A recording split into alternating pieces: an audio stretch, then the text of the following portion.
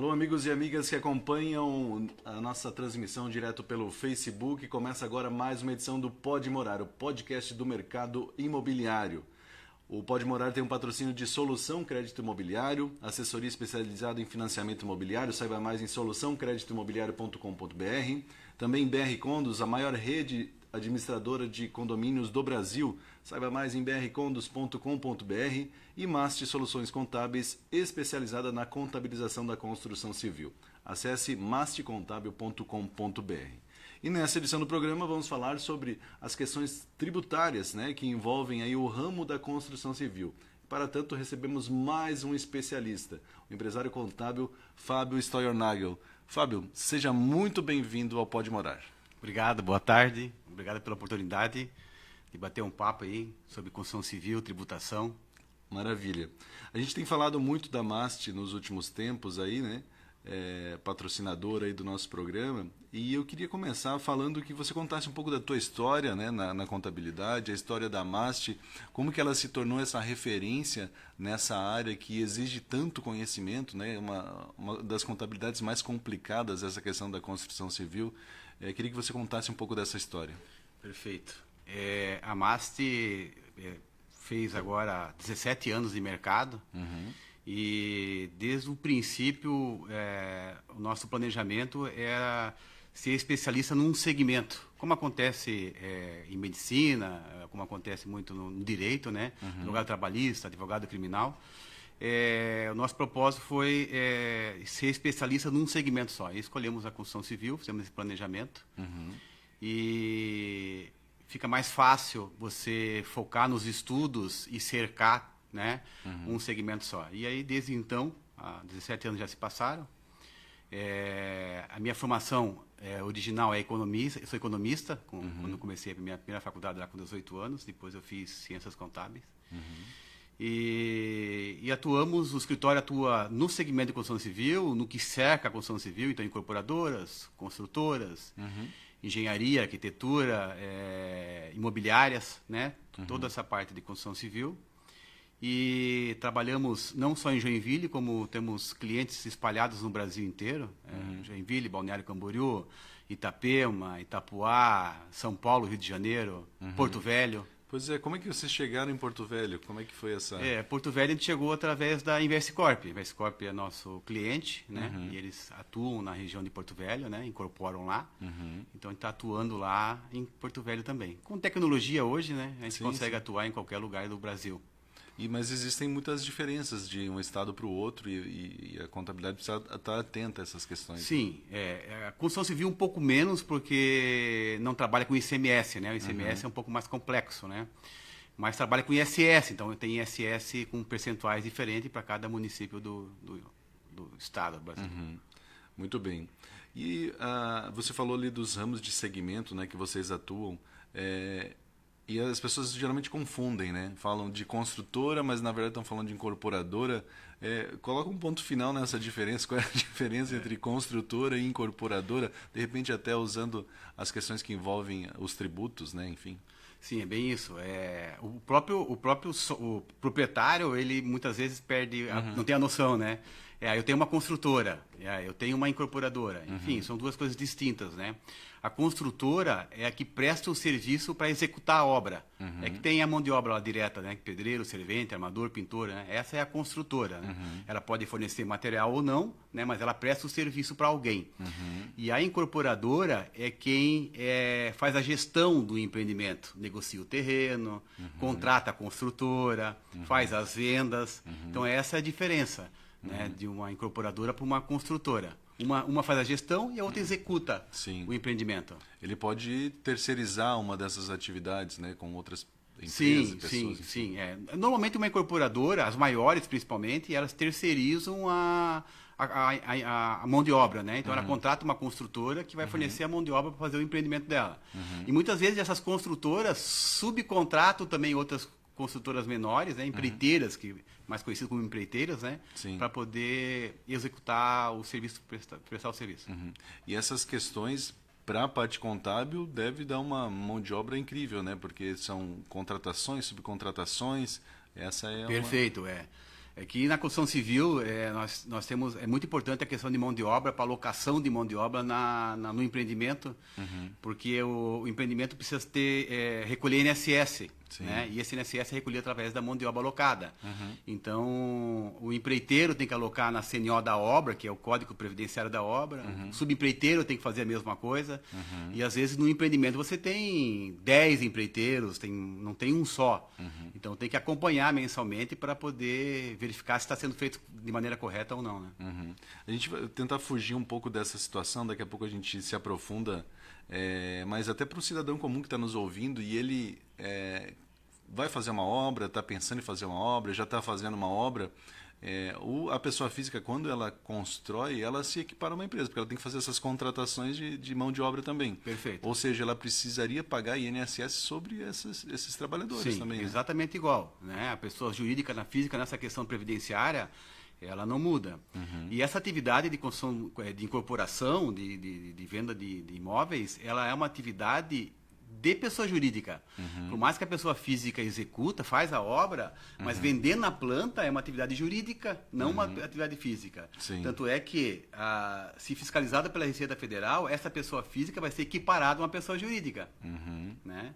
E se equiparada, ela tem todas as obrigações de uma pessoa jurídica, que nem balanço, né? Obrigações acessórias que a Receita Federal exige. E muitas vezes a pessoa física não tem esse conhecimento e ela constrói, vende na planta, vai fazendo isso e vai criando um passivo durante os anos, né? Então tem que separar. O correto se eu vou vender na planta, abrir uma pessoa jurídica para poder executar o empreendimento. Não que sirva de regra, né? Mas acho que uma forma de alerta, vou chamar assim um cidadão agora que pensa em comprar um imóvel. E aí ele vê um construtor pessoa física que faz essas negociações e tudo mais.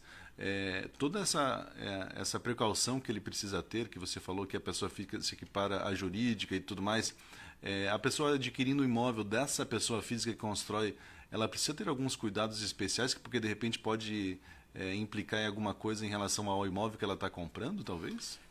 Que veja bem, a transferência do imóvel no cartório, o registro, o vendedor tem que ter as negativas para poder fazer a transferência desse imóvel, né?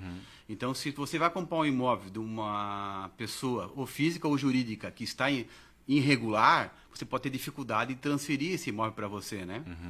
Não que toda pessoa física está irregular, porque eu posso fazer para construir para vender, mas vender a obra pronta. Aí eu estaria dentro da regra, né? O que eu não posso fazer é vender durante o empreendimento, né? Vender na planta, né? Vender uma promessa. Como a incorporadora faz. Como a incorporadora faz. Eu estou vendendo uma promessa, né? Então, isso como pessoa física eu não posso fazer, né? Somente como jurídica. Sim. Até falar para as pessoas terem essa noção exata, né? Regra geral, tem algumas mudanças aí na legislação, algumas jurisprudências as pessoas estão questionando um pouco isso, mas regra geral, assim, venda só após a incorporação. E aí, o que consiste exatamente o que significa exatamente essa incorporação e como a pessoa precisa verificar, onde que ela verifica realmente que está nesse status ou não? O empreendimento para vender na planta, ele tem que incorporar. O que é incorporar? É pegar o projeto, né? E levar esse projeto para o registro de imóvel e gravar esse projeto no registro de imóvel. Então, quando você pega um registro de um terreno que está incorporado, vai estar desenhado lá que vai ser feito um empreendimento nome X, na rua tal, que vão ser tantas unidades, tantos metros quadrados. Então, todo o desenho do empreendimento, né, metragem quadrada, tal, vai estar dentro do registro do imóvel do terreno, né? Então, a incorporadora, para poder vender na planta, ela tem que ter esse registro, sai uma numeração dessa incorporação, para poder vender no mercado, para ter uma segurança jurídica maior para o comprador. Como se fosse uma promessa registrada em cartório. Uma promessa registrada em cartório, perfeito. A questão, acho que previdenciária que a gente está falando, né, da obra em si, ela mudou um pouco. Eu sei que existiam uns termos que falavam de ISO e depois agora falam em cero. O que aconteceu nessas mudanças? E essas mudanças foram para melhorar ou ficaram mais difíceis para o contador essa parte? Como é que ficou? Então, a obra, quando ela é finalizada, tem a necessidade de tirar a CND previdenciária dela, para pegar a CND previdenciária, levar para o cartório de registro e registrar o empreendimento, né? E a mudança que aconteceu, que era o nome do sistema era DISO e passou para Cero, mudou a questão de bases tributárias, vamos falar dessa maneira. Na época da DISO, para encontrar a mão de obra necessária para o empreendimento, eu tinha uma tabela que exigia um percentual de mão de obra para cada metro quadrado do empreendimento. Por exemplo, um empreendimento de 100 metros quadrados, que seria a primeira faixa, eu teria que ter 4% de mão de obra. Então, eu teria que ter R$ 4.000 de mão de obra, de folha de pagamento. Né? Um empreendimento com 200 metros quadrados, eu teria que ter, na primeira faixa, que eles chamam 4%, e na segunda, 8%. Então, eu tinha uma tabela escalonada de percentuais de INSS, de mão de obra. Com a mudança para o Cero, essa tabela deixou de existir, e a mão de obra exigida no empreendimento é 20% de INSS direto. Né? Então, para me encontrar a mão de obra, eu tenho que aplicar o 20%. Então, ficou mais caro para poder regularizar a obra no final do empreendimento, ou para encontrar a mão de obra necessária para poder tirar a CND no final sem pagar nada. Então, as obras menores, as obras inferiores a 1.000 metros quadrados, elas pagam mais hoje do que estavam pagando anteriormente. E nessa questão acaba implicando diretamente no custo da obra, né? Perfeito, no custo da obra. Né? O construtor, o incorporador, ele tem que somar isso, né, no seu orçamento para entender quanto é que vai custar essa obra, né? E é um valor significativo, não é um valor baixo. Então, ele tem que entender como é que isso funciona, até para poder entender qual é o custo do empreendimento dele de fato, né? E qual que foi a justificativa do governo para fazer essa mudança e criar essa métrica de 20 se antes era menos? Na verdade, foi para facilitar a forma tributária, né? Tem que aplicar uma tabela com vários percentuais e agora ficou mais fácil até para poder oferir a mão de obra necessária, né? Algumas coisas melhoraram. Por exemplo, antes nós tínhamos que pegar o projeto arquitetônico e levar até a Receita Federal, na parte previdenciária, porque existia as áreas de redução.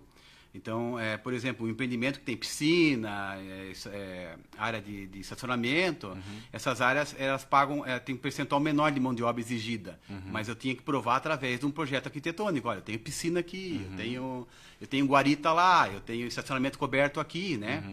E agora, com o Cero, não tem mais essa necessidade. Existe uma tabela já, dentro da lei, que obras até 1.000 metros quadrados, multifamiliar, eu aplico um percentual de redução de 10%, ou seja, eu pego a varada de construção e só utilizo 90% da metragem quadrada, acima desse metro quadrado eu utilizo um outro percentual, então já está determinado por lei essas reduções. Eu não preciso mais pegar o projeto arquitetônico e fazer o cálculo junto ao...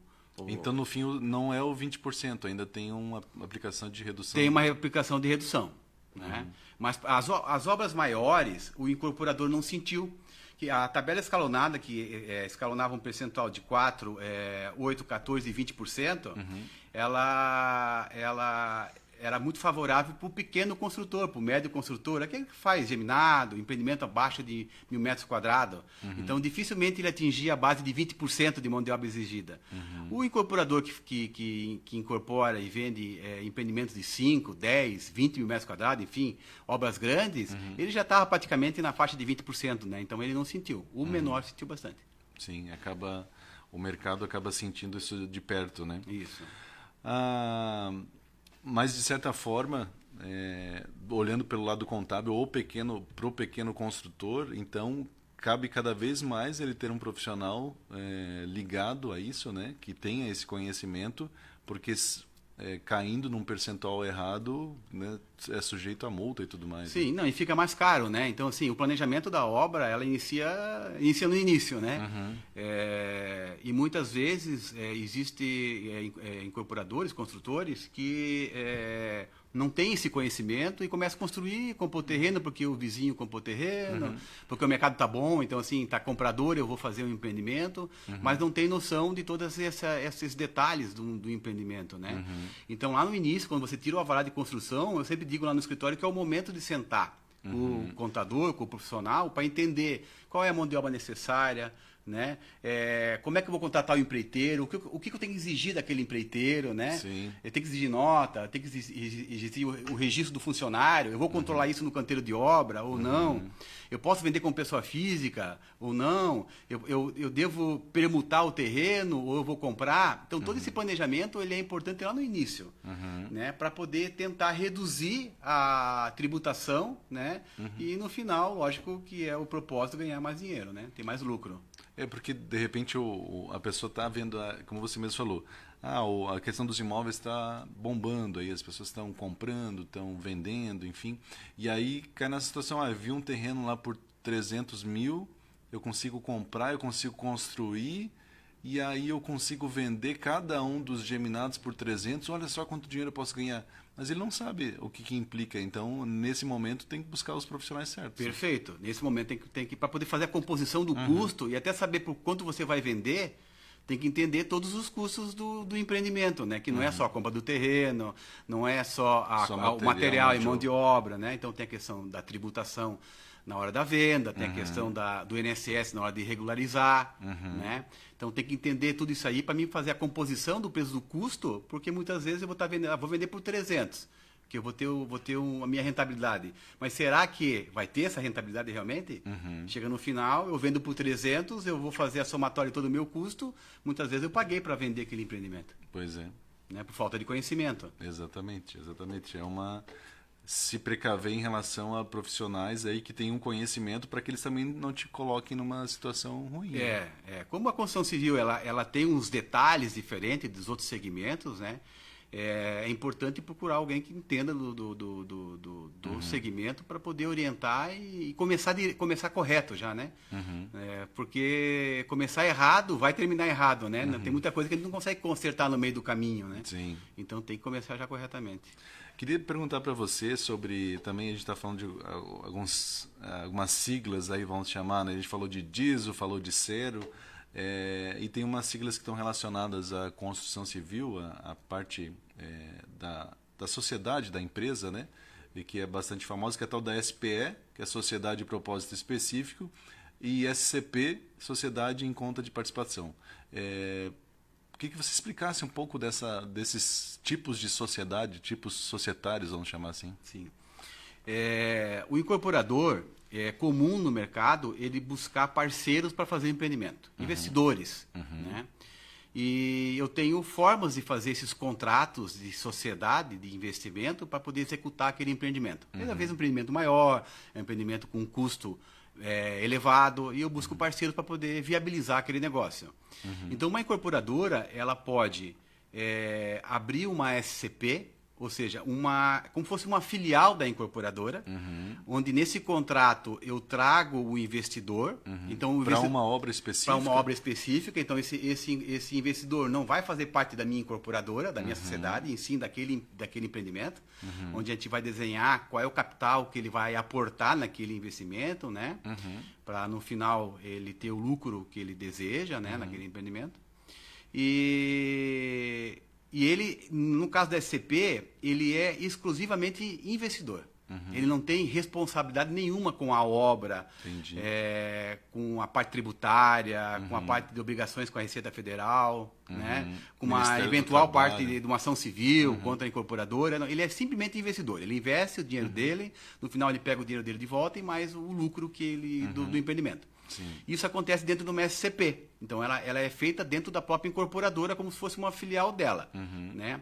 A SPE já é um pouco diferente. A SPE é propósito específico também, ela é para aquele empreendimento específico. Né? Então, ela tem data para nascer e data para morrer, que é o empreendimento. Né? Só que ela é como se fosse uma empresa limitada. Ela é constituída na junta comercial, né?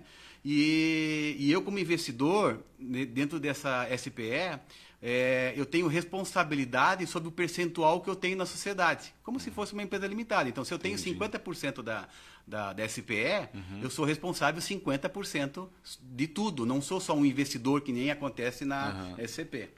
Entendeu? Então, assim, no mercado tem dois tipos de investidor. Tem aquele que quer investir e não quer aparecer, né? Ele quer só investir, não quer ter responsabilidade nenhuma. Aí nesse desenho a gente abre uma SCP amarrada a uma incorporadora, né? E tem outros investidores que eles querem participar do empreendimento, né? E aí a gente parte para uma SPE e abre essa empresa na junta comercial, porque a SCP a gente não abre na junta, a gente abre direto na Receita Federal. Entendi. Só para fins tributários, para fins para provar de onde está vindo o dinheiro, né? Para dizer de quem está investindo naquele empreendimento. E você diria que uma tem mais vantagem em relação à outra? Depende do investidor, depende o tipo de empreendimento, o tipo do desenho de cada empreendimento, né? Então, em termos tributários, as duas são exatamente iguais. O que eu tributo na SCP, eu tributo na SPE.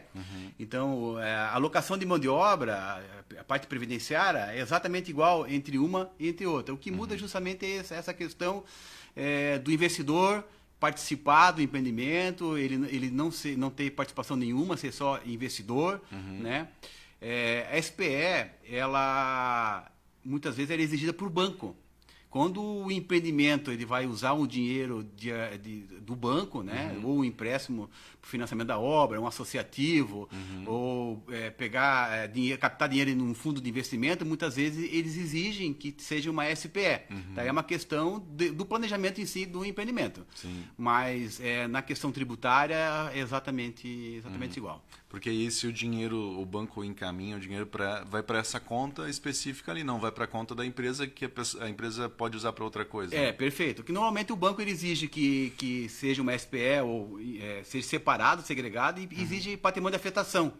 Né? O patrimônio de afetação ele exige que toda a contabilização ela é feita de maneira segregada da incorporadora. Então não se mistura com os outros empreendimentos. Sim. Né? Então eu tenho uma conta corrente específica para essa obra, um estoque, cliente, tudo demonstrado no balanço de forma separada, onde eu consigo enxergar para onde foi o dinheiro que entrou no empreendimento. Então tem uma segurança jurídica bem maior para o banco que está emprestando dinheiro e para o próprio comprador, né? Que consegue entender que a incorporadora está cuidando melhor do dinheiro e não está pegando o dinheiro daquele empreendimento e investindo em outra coisa. Né? Ia perguntar isso justamente para quem está, de repente, investindo, né? Eu acredito que ainda deve ter algumas pessoas que não fazem dessa forma como investidor. É um investidor meio oculto, talvez, né? Mas cada vez mais o cerco fica fechando e coisas assim não são difíceis de acontecer. Acontece muito. Você vai construir, eu sou teu amigo e eu vou lá e... vamos fazer parceria. Transfiro para tua conta 200 mil, 500 mil, 1 milhão, enfim, para fazer o empreendimento. Só que sem documento nenhum válido, né? E aí chega no final do empreendimento, esse dinheiro até volta para mim, mas ele vai voltar com rentabilidade.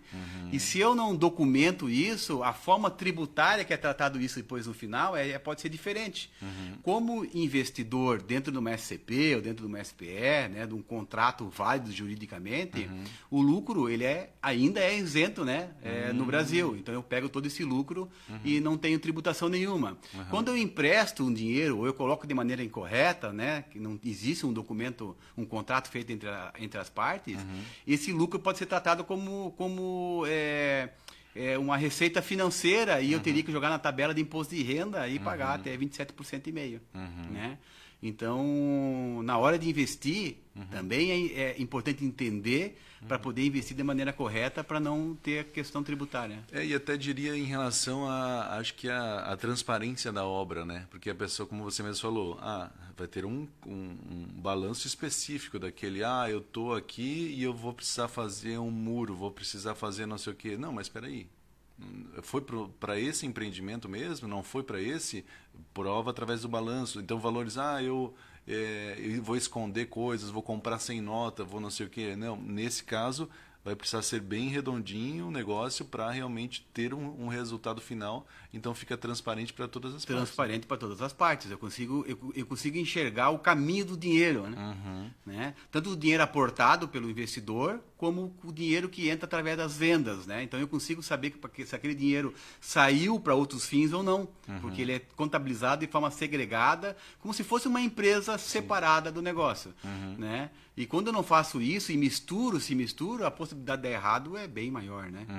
Para o próprio comprador, né? O comprador saber que uma obra, por exemplo, é afetada e que é feita dessa maneira, existe uma segurança. Vou comprar um imóvel na planta, né? Mas essa empresa faz dessa forma. Isso é bem mais seguro para quem vai comprar um imóvel também. Entendi. Não, eu acredito que a gente só vê vantagens em fazer da forma certa, né? Não tem explicação se arriscar em relação a qualquer outro tipo de investimento que se faça de forma errada, né? Não seguindo a lei, porque Sim.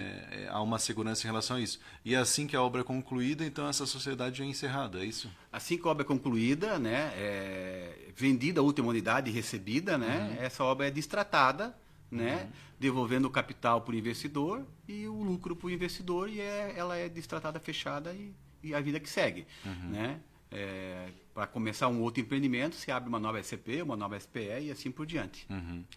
Muito bem, já que a gente está falando disso, né, eu vou ter que, apesar de o Fábio estar aqui, eu quero destacar mais uma vez que nós temos o apoio da MAST Soluções Contábeis. É uma empresa especializada na contabilização do segmento da construção civil. São mais de 16 anos de mercado, 17 anos de mercado, atuando com uma equipe de ponta, entregando qualidade, eficiência, agilidade. São mais de 350 clientes. E tem um novo cliente aqui a partir de janeiro, né, Fábio? Que um grande cliente, uma grande incorporadora da cidade, que também busca a MAST como uma solução para a questão contábil, para não correr os riscos. Então você não corra riscos também.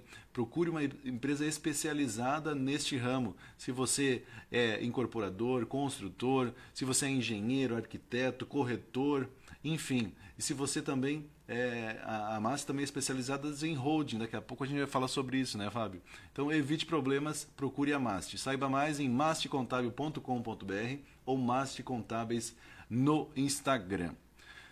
Fábio, seguindo o nosso bate-papo aqui, eu acho que está bastante rico em relação aos detalhes, né, e tudo mais.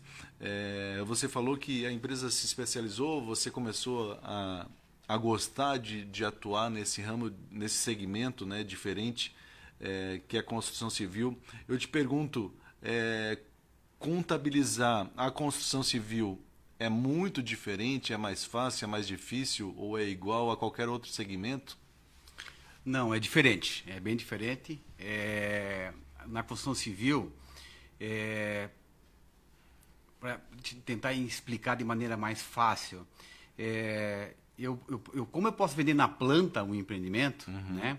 E de repente eu compro o terreno, negocio o terreno e faço o projeto, incorporo e começo a vender. E aí eu vendi uma unidade, à vista, por exemplo. Só que eu não tenho evolução do custo da obra ainda. Então, contabilmente falando, esse valor que eu recebi não é receita. E se fosse em outro segmento, seria receita, né? Como a obra não evoluiu, esse valor que o cliente pagou por aquele imóvel no início do empreendimento, a gente considera como se fosse um adiantamento do cliente. Então, para fins contábeis, só vai para o resultado da empresa conforme vai evoluindo a obra. Né? Então, se eu tenho uma venda de uma unidade, por exemplo, de R$1 milhão e a minha obra não começou ainda, isso acontece lá no início do empreendimento, para viabilizar o empreendimento, esse valor não é receita. Conforme eu vou subindo a minha obra, executando a minha obra, mensalmente a gente vai medindo o empreendimento. Então, o empreendimento esse mês fechou com 10%. Eu pego 10% desse valor e levo para o resultado. Entendi. Então tem todo esse trabalho, a gente chama de POC isso, né? Que é um percentual de evolução da obra. A gente vai levando para o resultado conforme a obra vai evoluindo. De todas as vendas vai o mesmo De todas as percentual. vendas. A mesma coisa acontece com os custos, né? Eu só vou levando os custos para o resultado das minhas vendas feitas conforme eu vou evoluindo o empreendimento. É uma coisa muito cheia de detalhes, né? Porque muitas vezes há diferenças de preços, né, que acontecem, então precisa ter uma atenção. E tem que pensar, nós temos que pensar com duas cabeças, por exemplo, cabeça fiscal, que é da Receita Federal, e a cabeça societária, que é a questão do balanço. Para a Receita Federal, o dinheiro que entra é tributado, né? Contabilmente não, porque para nós ainda contabilmente não é receita. Então são duas formas de pensar dentro do mesmo balanço. né? Que é a questão fiscal, tributária e a questão societária do balanço.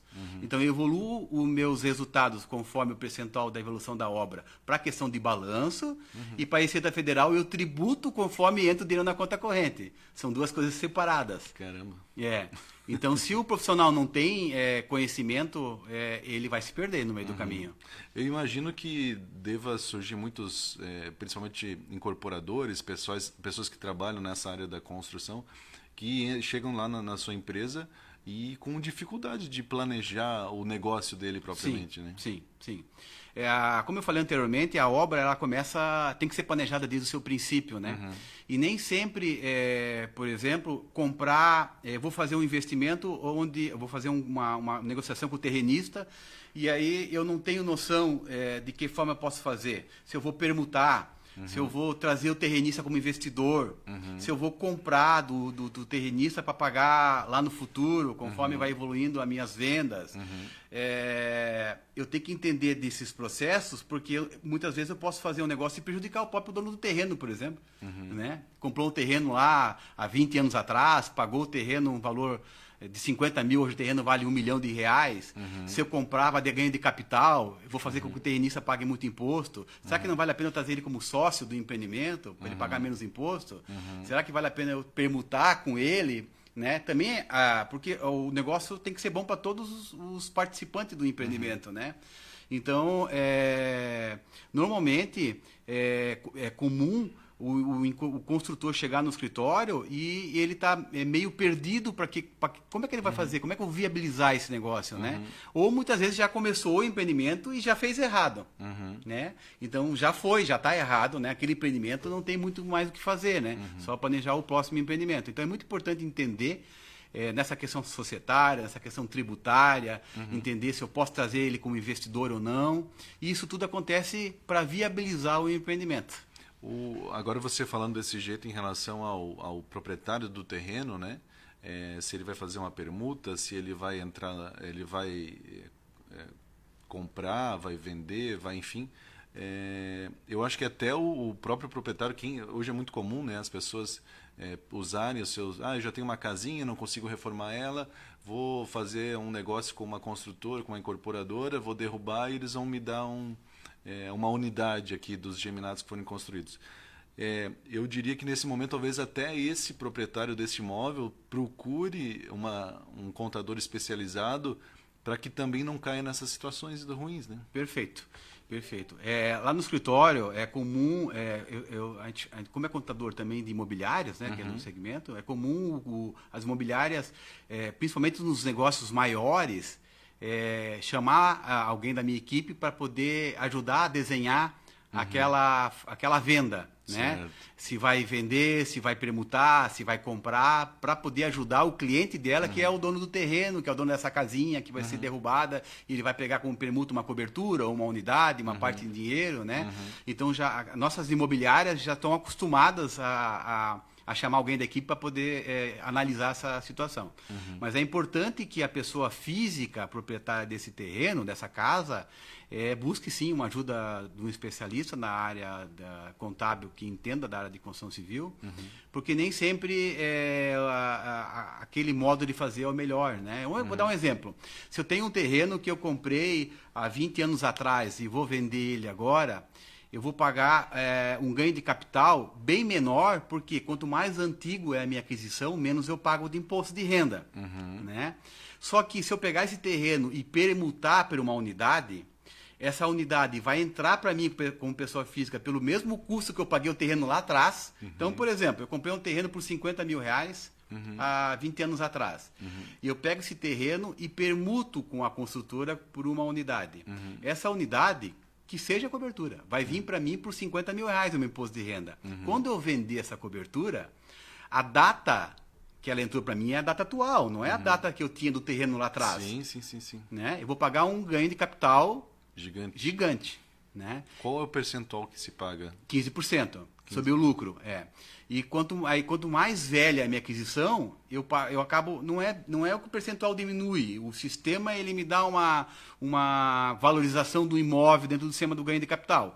Mas vamos falar dessa maneira para entender melhor. Se eu comprar um imóvel esse ano e vender esse ano, eu pago 15% de imposto de renda sobre o lucro. Se eu comprar um imóvel 2 anos atrás e vender agora, vou pagar 14% e assim por dentro. Quanto mais velha a aquisição do meu imóvel, menos vou pagar de imposto de renda. Então, nem sempre a permuta é melhor. Nem sempre a compra e venda é melhor. Né? Depende do que ele vai fazer com o imóvel depois. Depende do que ele vai fazer. Se ele vai ficar com o imóvel para morar, não tem problema, vai ficar para morar. Se ficar com o imóvel para alugar, né? Agora, se ele ficar com o imóvel para vender já em seguida, tem que repensar muitas vezes, porque na hora de ele vender, ele vai pagar um ganho de capital bem significativo. É uma situação bem complicada que acho que exige, difícil para as pessoas comuns entenderem, né? E acho que nesse momento um profissional precisa estar bem atento em relação a isso. E até, como você mesmo falou, os corretores de imóveis, que muitos assistem o podcast, eu acho que eles precisam também ter um pouco dessa orientação, né? Para que eu possa explicar para o cliente de repente já vem com a visão, eu quero fazer uma permuta, eu quero não sei o quê. Não, calma, não é bem assim, pode te prejudicar, pode ser que tu pague muito imposto, né? É bem isso. As imobiliárias que são clientes do escritório, é comum a cada período a gente marca um treinamento para os corretores, né? Para falar sobre ganho de capital, falar sobre tributação na venda. Porque o corretor, ele tem que entender, não profundamente que nem um contador, Sim, acho que não faz sentido, né? Mas ele tem que ter uma noção de como é que isso funciona para poder orientar o cliente dele, para dar uma assessoria melhor para o cliente dele, né? Então, nas nossas imobiliárias, a gente faz um trabalho de capacitação para que o corretor tenha um pouco mais de conhecimento que facilite ele na hora da venda, né? E também as vendas que são maiores, que ele tem um pouco de dificuldade, o pessoal acaba ligando para o escritório para a gente orientar a cada venda. Continuando falando dos termos aí que envolvem contabilidade, construção civil, tem outros 2 termos que eu gostaria que você falasse um pouco. Um deles é que você já falou um pouco sobre patrimônio de afetação, né? E o outro é a tal da RET. Eu queria que você falasse um pouco desses termos aí também. Então, o patrimônio da afetação, todo mundo acha que o patrimônio da afetação e RET é a mesma coisa. Não, são 2 coisas distintas, né?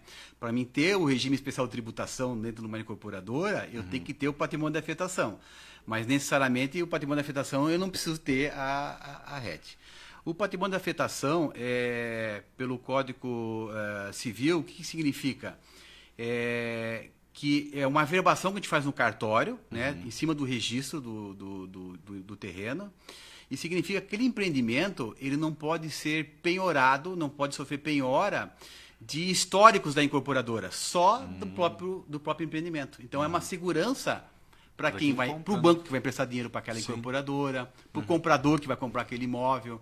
Então, quando a obra está afetada e a incorporadora sofre uma ação de terceiro, essa ação seja ela trabalhista, de um fornecedor, uma execução de alguém, se não for do próprio empreendimento, for de um empreendimento anterior, essas matrículas não podem ser penhoradas, porque não fazem parte desse empreendimento, né? São de empreendimentos anteriores, então dá uma segurança maior. Isso é a afetação de patrimônio. O regime especial de tributação é a possibilidade que a Receita Federal me dá de pagar menos imposto, né? Normalmente uma incorporadora ela tributa no lucro presumido, que hoje o percentual é 5,9% sobre o valor da venda, mas eu tenho a possibilidade de pagar 4% de imposto, né? Praticamente 2% a menos. Mas para mim ter essa possibilidade, eu tenho que ter... Opa, bati aqui. Eu tenho que ter a afetação do patrimônio, né? Fazer um processo na Receita Federal, onde eu encaminho a afetação com o registro do imóvel, encaminho, né, incorporado, encaminho as negativas da empresa e solicito para a Receita Federal o regime especial de tributação para que a incorporadora pague menos imposto. Né? E aí tem essas exigências de segregar a contabilização, separar no balanço aquele empreendimento, né? Ter uma conta corrente específica, para não misturar o dinheiro entre contas, né? E aí isso é feito dentro do patrimônio de afetação junto com o RET. Você teve alguma experiência já com aqueles casos de construtoras que começaram a obra, venderam os empreendimentos, às vezes muita gente até pagou integralmente, né? Sei lá, e a incorporadora desistiu, foi embora e a obra ficou lá. Você teve alguma experiência com clientes envolvendo esses casos assim, não? Não, que bom que não, né? Que bom que não. Mas não é... De vez em quando no mercado aparece alguma coisa desse nível, né? Uhum. O setor de incorporação é um setor que movimenta muito dinheiro, né? Uma obra sai caro, né? Movimenta dinheiro. Um cálculo errado. Uma distorção do custo pode fazer com que o incorporador não consiga finalizar aquele empreendimento, né? Então é muito importante você analisar de quem tu vai comprar, o histórico do incorporador, né? Quem é esse incorporador? Então por isso que o planejamento ele é fundamental para esse segmento, né? Porque como movimenta muito dinheiro, qualquer cálculo errado, eu vou sentir dificuldade financeira para poder finalizar esse empreendimento, né? Então procurar comprar de empresas que incorporam, de empresas que têm patrimônio de afetação. Isso ajuda bastante para poder peneirar os bons, né, dos não bons. Né? O que acontece nesses casos? É puramente mistura de caixas que acabam... Muitas vezes... Assim, quando eu faço patrimônio de afetação, já é uma garantia que eu não posso pegar esse dinheiro e tirar dentro daquele empreendimento. Quando eu não faço, ou até quando eu faço e não cumpro a lei, né, é porque o dinheiro foi usado para outro fim. Né? Ou é um desvio de custo muito errado no planejamento, né? Meu orçamento foi feito de maneira muito errada, né? Onde eu orcei que ia gastar 5 milhões e no final deu 7, 8, né? Sim.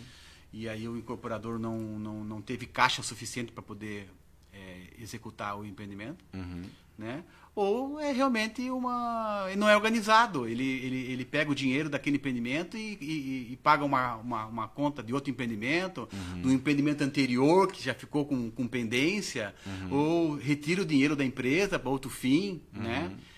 Normalmente acontece por ele não ser organizado, né? E também muitas vezes por não entender o negócio, né? Não entendendo o negócio e como movimenta muito dinheiro, eu tenho que tomar esse cuidado. Sim.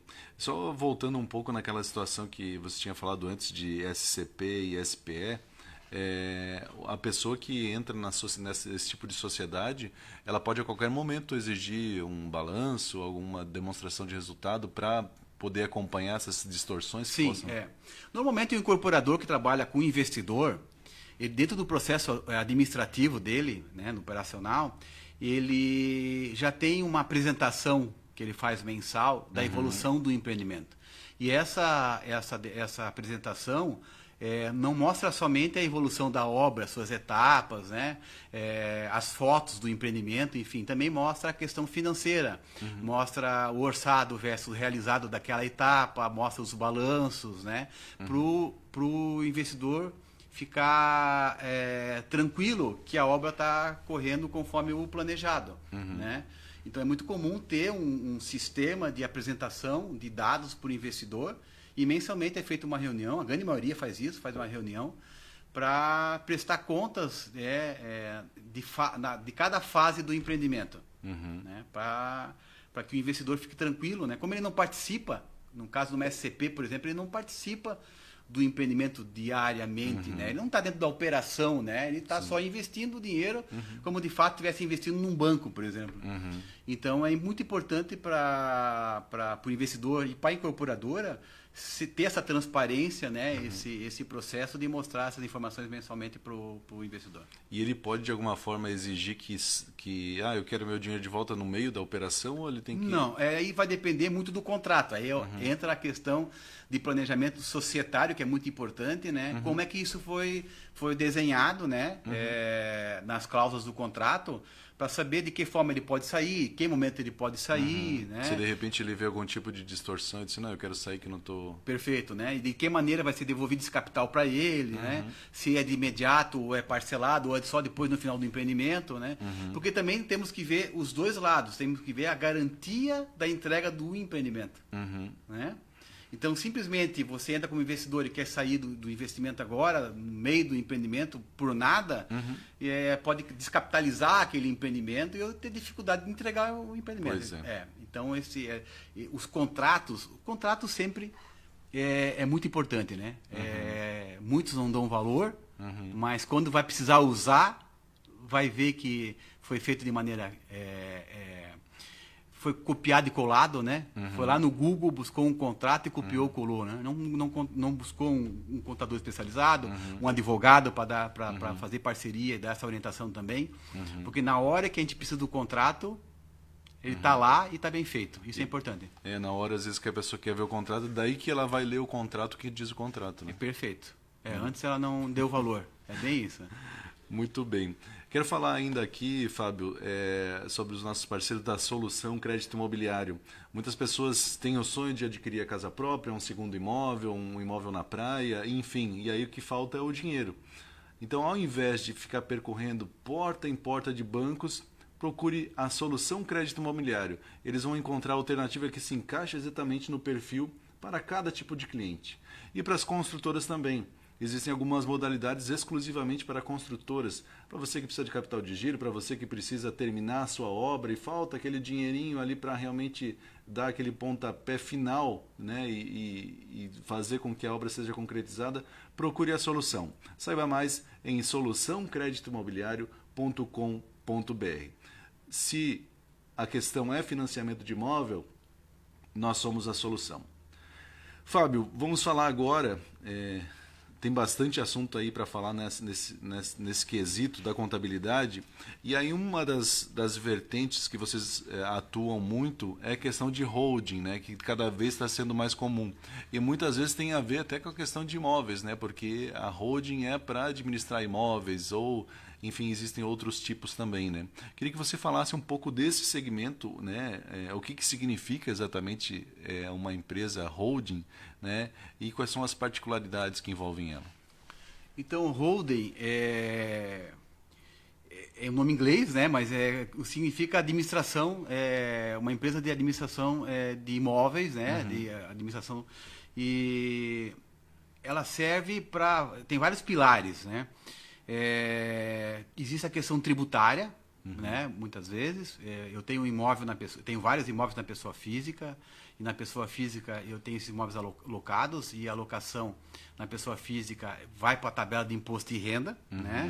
E a tabela de imposto de renda lá tributa da primeira faixa 7,5 e vai até 27,5, então eu posso, depende do valor de aluguel que eu recebo mensal, eu posso estar tributando no percentual máximo, 27,5, né? Sim. E quando eu abro uma administradora de bens, e coloco esses meus imóveis da pessoa física dentro da administradora, eu vou tributar 11,33. É um percentual melhor, né, um imposto mais barato do que eu deixar o imóvel na pessoa física. A holding, ela começou a ser falada muito agora com a reforma tributária, né, porque existe aí ventilando que o percentual de TCMD vai aumentar, né? Não tem nada desenhado, nada ainda concreto, né? Mas está se falando. Então, assim, o que acontece? Quando eu faço uma transferência de patrimônio para filhos, eu pago TCMD. No inventário, eu pago TCMD. Sim. Né? Então, se esse percentual vai aumentar, eu tenho que ficar acompanhando, porque abrindo uma holding agora, eu vou fugir desse aumento, né? Então, assim, a holding, nós temos vários tipos de holding. Temos a holding voltada para o imobiliário, que é essa questão de locação, né? Ou até mesmo de uma compra e venda de algum imóvel, que eu vou tributar também com um percentual menor dentro da pessoa jurídica, né? Tem a questão da holding societária, que eu abro uma holding para poder participar em investimento em outras sociedades, né? E o legal da holding é que, primeiro, que eu tiro o patrimônio da minha pessoa física, eu meio que organizo o meu patrimônio, né? Dentro de uma administradora de bens, busco a tributação menor, né? E dentro dela mesmo eu faço a questão sucessória do meu empreendimento ou da minha própria empresa, né? Então eu já desenho agora a transferência das cotas dessa administradora de bens, sendo ela imobiliária ou sendo ela de participação ou mista, né? Porque às vezes eu tenho de participação e de imóveis numa só. E eu já desenho essa doação de cotas para os meus filhos, né? e no momento que eu falecer, não vai para o inventário, né? Automaticamente já está no nome deles. Entendi. Então, eu tenho várias vantagens. No contrato social já... No contrato social já, na abertura da holding, né? Da administradora de bens, a gente já desenha ou a doação, a doação 100% das cotas para os filhos, ou parte delas, depende muito da necessidade do cliente, né? Que ele quer... A grosso modo, então, hoje, um imposto de transmissão de bens ali, ITCMD, né? Paga quanto? Pode chegar a 8%. Né? Santa Catarina pode chegar a 8%. E aí, se está numa holding, faz essa transferência via contrato ali, não tem um custo, então? O ITCMD vai pagar de qualquer maneira, tanto dentro da holding ou fora da holding no inventário. Tá? Mas aí temos que pensar da seguinte maneira. Primeiro, no inventário, além do ITCMD, eu vou ter todo o gasto jurídico com advogado para fazer inventário e tal, então tem um gasto bem maior. Segundo, o imóvel hoje ele tem um valor de mercado. O imóvel daqui a 20 anos, quando eu falecer, tem outro valor de mercado. Então, o ITCMD hoje é numa base, o ITCMD daqui a um período vai ser em outra base. Né? Então, e muitas vezes, por exemplo, uma holding societária, se eu desenhar ela de maneira correta, a minha empresa não para. Por que ela não para? Porque eu já desenhei a sucessão. Se eu falecer, automaticamente já está desenhado que vai para o meu filho, ou para os meus filhos. E ela não pode parar, porque a empresa não pode parar, tem que continuar. Né? E muitas vezes eu não faço esse desenho, o processo para todo no meio do caminho. Eu tenho que fazer inventário. Enquanto o inventário não sai, as coisas ficam paradas. Né? Então, é muito mais barato e mais organizado eu abrir uma holding, colocar o meu patrimônio dentro dela, né? já desenhar os percentuais de doação que eu vou fazer para os meus filhos, para que eu não tenha problema lá na frente. Sim. Né? E que não cause também, às vezes, uma briga familiar por essas questões, porque já fica definido. Já fica definido, perfeito. Né? E assim, e nem sempre quem ficou, a esposa, os filhos, tem conhecimento também, né? Muitas vezes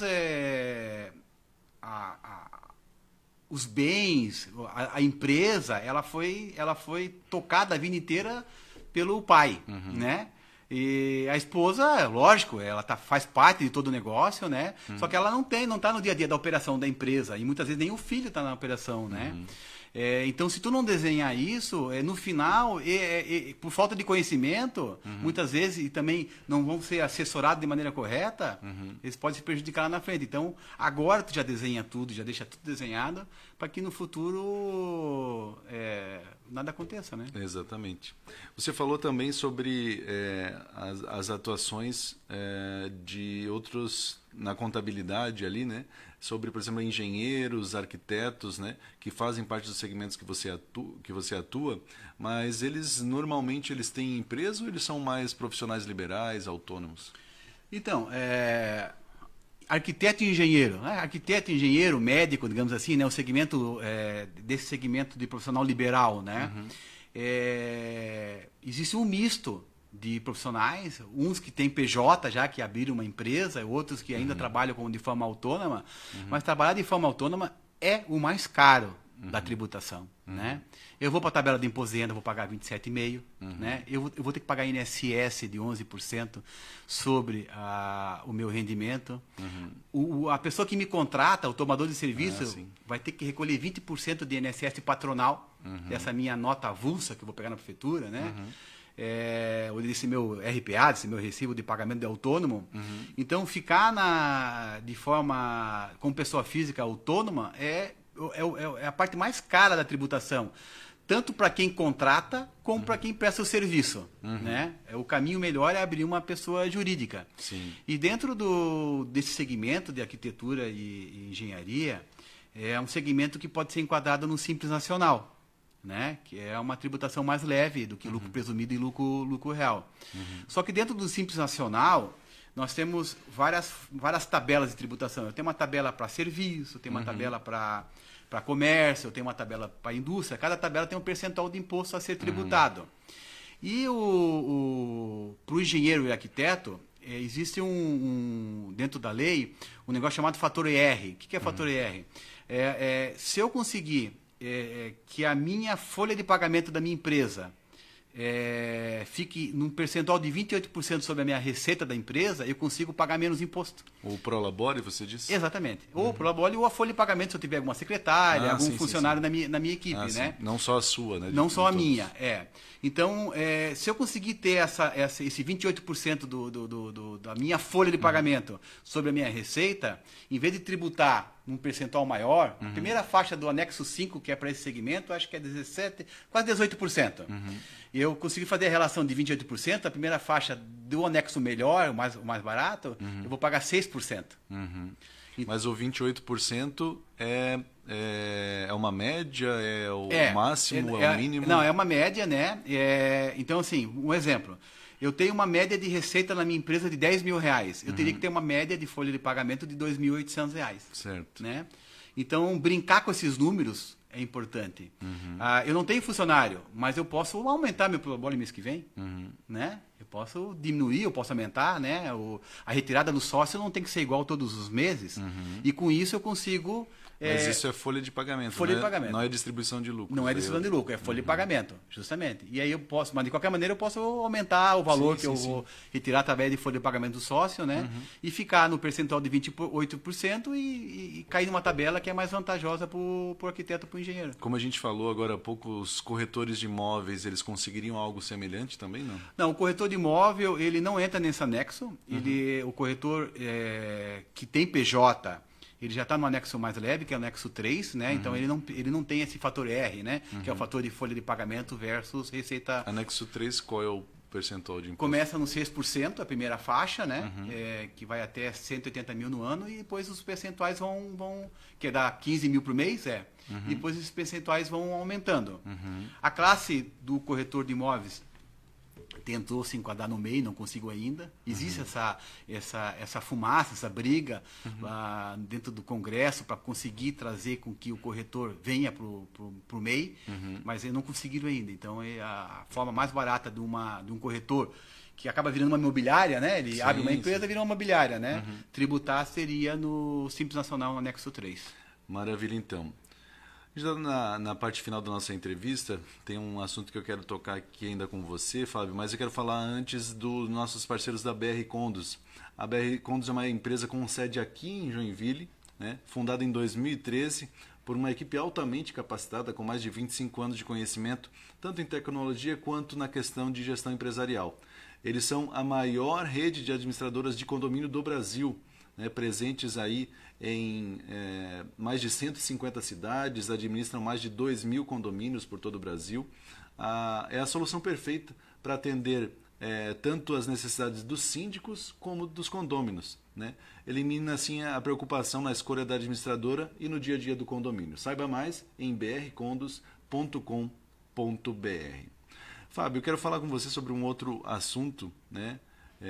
Que está bem, foge um pouco do que a gente está conversando agora, que você está atualmente como presidente de uma associação, a ACCA, Associação Catarinense de Construtores e Afins. Fale um pouco sobre esse desafio que você assumiu, né, e o que a ACCA realmente faz, o que essa associação representa. Então, eu estou como presidente em 23 e 24, né? São 2 anos de gestão. A CCA, ela surgiu há 6, 7 anos atrás. Surgiu a união de vários construtores na época para buscar uma solução que, se eu não me engano, o episódio foi que para Minha Casa Minha Vida foi mudado, a Caixa começou a exigir que tivesse pavimentação em frente aos imóveis, né? E a lei mudou de repente e tinha construtores com estoque de unidades em ruas não pavimentadas. Não que o pessoal não concordava com isso, mas tudo bem, a lei pode mudar, mas espera aí, me dá um tempo, né, para mim poder primeiro vender o meu estoque.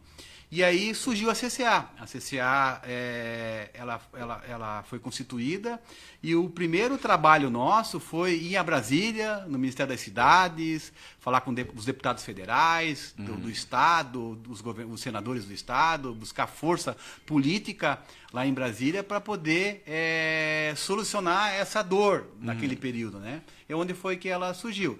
E de lá para cá, o nosso trabalho na associação justamente é esse, é trazer facilidades para o incorporador, para o nosso associado, né? Que é não só construtores, incorporadores, mas também afins, toda a cadeia, ela faz parte são mais de 150 associados, não só em Joinville, como várias cidades do estado de Santa Catarina, né? E nosso trabalho justamente é esse,